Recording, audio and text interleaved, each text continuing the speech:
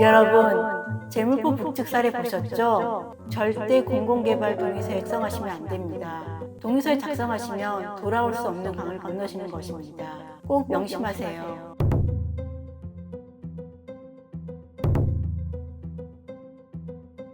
안녕하세요. 가칭 효창 역세권 민간재개발 추진준비위원장을 맡고 있는 김지연입니다. 지난 영상에서 재물포 주민의 생생한 이야기를 들었는데요. 그분 말씀에서 처음 공공찬성 측에서 동의서를 받기 위해서 현재 보유하고 있는 집 평수와 비슷한 평수의 아파트는 입주할 수 있다고 말하였으나 보상가가 적게 나왔을 때는 보상가를 높여주겠다. 그 다음 분양가가 높게 나왔을 때는 분양가를 낮게 해주겠다. 이후 보상가는 높일 수 없고 분양가는 낮출 수 없는 현실에 소유주분들한테 현물 계약하면 전매를 시켜주겠다. 그런 말씀을 하고 있고, 소유주들은 그나마 손해를 덜 보기 위해서 전매라도 하려고 하고 있는데 과연 현실은 어떻게 펼쳐질지 매우 걱정스럽습니다. 이 이야기가 남 얘기가 아니라 바로 저희들이 공공개발로 갔을 때 또한 우리의 미래이기도 합니다. 그래서 참 많이 와닿았습니다. 그분 말씀 중에 또 하나 남는 게 공공지도 복합사업이 공공을 위한 개발인데 그 공공 속에 소유주는 포함되지 않는다는 말이 참 많이 가슴에 와닿았습니다. 내 땅을 주고 개발을 하는데 그 이익을 향유할 수 있는 주체가 저희 소유주가 아니라 공공이란 말이 아이러니하지 않은가요?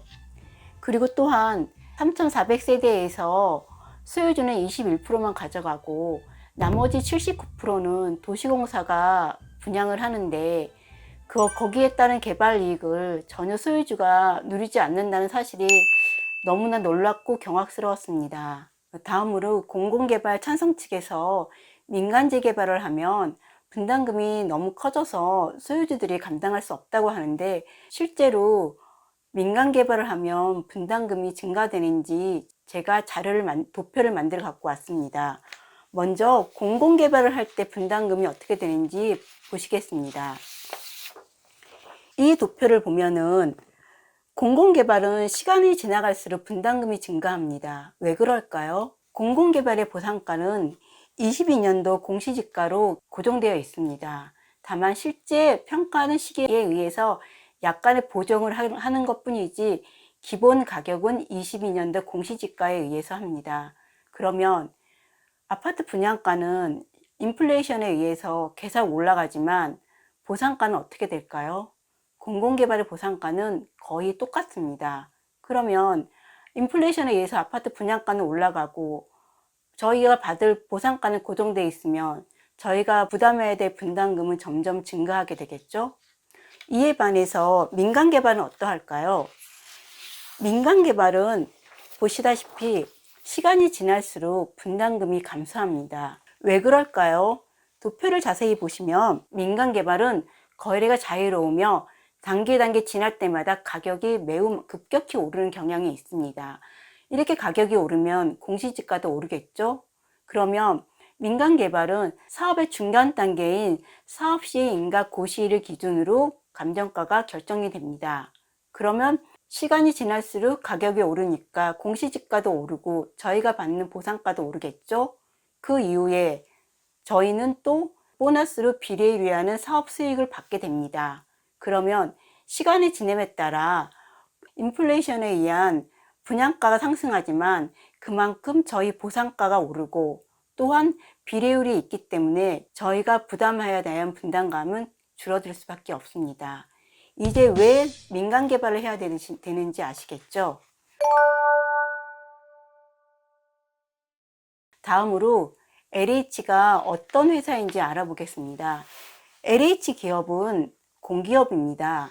공기업은 어떤 것을 목적으로 하는 기업일까요? 말 그대로 공익사업의 전문성을 가지고 공익을 극대화하기 위하여 노력하는 기업입니다. 그러면 여러분, 공공지도 복합사업은 무슨 개발일까요? 공공개발입니다. 즉 공익을 위한 개발이겠죠? 그러면 이 공공개발을 한 이익을 누구한테 줄까요? 저희한테 주겠습니까? 그렇지 않습니다. 그렇다고 LH가 가져가는 걸까요? LH도 가져가지 않습니다. 그러면 그 많은 개발 이익을 무엇에 사용할까요? 저희 소유주에게는 분양가 할인 혜택만 주고 나머지는 전부 SOC 확충에 사용됩니다. 저희 사업 설명회 자료 페이지 7페이지를 보면은 개발 이익의 재투자라고 나와 있습니다. 이 자료를 보면은 개발 이익은 토지 등 소유자 우선 공급 가격 할인, 그 다음 생활 SOC 확충에 모두 활용된다고 적혀져 있습니다. 그러면 여러분들은 생활 SOC가 뭔지 너무 낯설고 잘 모르시죠? 생활 SOC가 익숙하지 않은 단어인데 제가 생활 SOC가 무엇인지 한번 조사해 보았습니다. SOC란 소셜 오버헤드 캐피탈로서 사회 간접 자본을 의미합니다. 즉, 사회 전반의 경제 활동과 국민 생활의 기반이 되는 시설을 의미하고요. 즉, 쉽게 말하면 우리가 현재 하고 있는 사회 활동을 도와주고 지원해주는 자본이라고 할 수 있습니다. 간단히 이 SOC에 대해서 얘기를 해주면 도로, 철도, 항만, 상하수도, 공항, 전력, 통신, 교육, 의료, 문화, 복지시설 등이 전부 다 SOC에 들어갑니다. 그럼 SOC는 무엇일까요? 바로 공공재의 성격을 띠고 있는 것입니다. 이런 공공재는 나라에서 공급을 하고 운영해야 되겠죠? 그래서 정부가 SOC 투자를 확대하면 국가 경쟁력도 강화시키지만 국민 삶의 질을 향상시켜 줍니다. 그래서 현재 생활에서는 SOC의 중요성이 점점 커지고 있고요. 정부에서는 SOC에 대한 지속적인 투자와 관리를 통해 국가 경쟁력을 강화하고 국민 삶의 질을 향상시키려 하고 있습니다. 그러면 LH에서 말한 생활 SOC 사업은 무엇일까요? 생활 SOC는 사람들이 일상생활에 필요한 필수 인프라로 먹고 자고 일하고 쉬는 등 삶의 기본 전제가 되는 시설을 말합니다. 즉, 운동을 하고 싶으면 주변에 운동을 할 만한 시설이 있어야 할 것이며, 또한 마음의 양식을 쌓고 문화생활을 하고 싶다면 그러한 니즈를 충족시킬 시설이 필요하겠죠. 이런 시설들을 전부 생활 SOC 사업이라고 하고 있습니다. 그러면 우리 주변에 생활 SOC가 어떤 게 있나 한번 제가 알아보았습니다. 가장 일상적으로 우리가 볼 수 있는 게 문화원입니다. 문화원에서 각종 보육, 의료, 복지, 문화, 체육시설 등을 만들어서 주민들의 삶의 질을 향상시켜주고 있죠. 그 다음에 또 뭐가 있을까요? 청소년 문화센터 같은 게 있습니다. 이런 청소년 문화센터는 청소년의 복지, 문화, 체육시설을 제공하여 청소년들의 건강한 성장을 지원해주고 있습니다. 또 그 다음으로 도서관이 있습니다. 도서관에서 지역 주민들의 문화시설 등 문화생활을 활성화시키고 있죠. 이러한 것들을 지원하고 있는 게 생활 SOC입니다. 그럼 제가 한번 실제로 어떤 사업을 하고 있는지 한번 자료를 찾아보았습니다. 이 자료는 광주 북구 SOC 사업에 대해서 자료인데요. 여기 보시면 SOC 공사 현황이 나와 있는데요. 먼저 신용복합 공공도서관, 반다비 복합체육센터, 중흥복합 공공도서관, 우산근린공원 복합체육센터, 전부 도서관이나 체육센터 이런 것들이죠. 이런 것들이 하는 사업에 얼마 정도의 비용이 들어가는지 찾아보았습니다.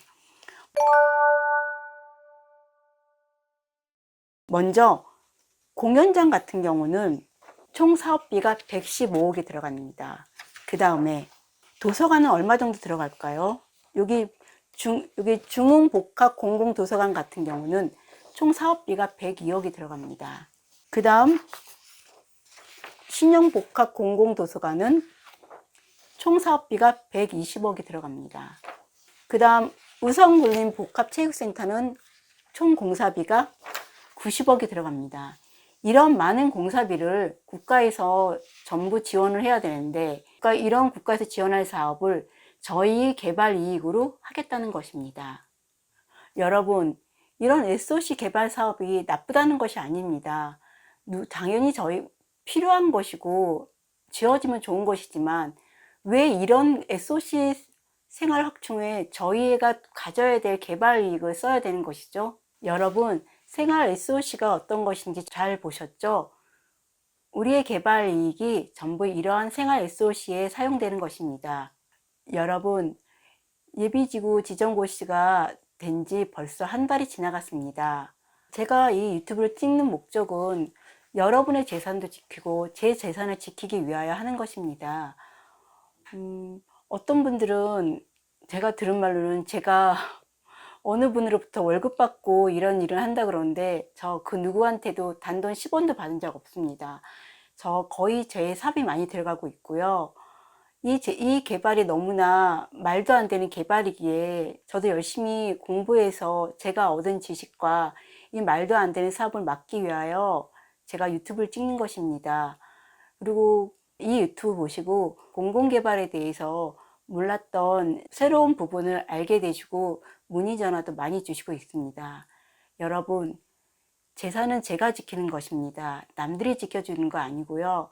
사람들의 말로 의해서 지켜지는 것이 아닙니다. 반드시 여러분들이 모든 것을 알아보시고 결정을 하셔야 합니다. 저희 아직 시간 많이 남았습니다. 여러분, 심사숙고하셔서 우리의 재산을 지킵시다. 감사합니다.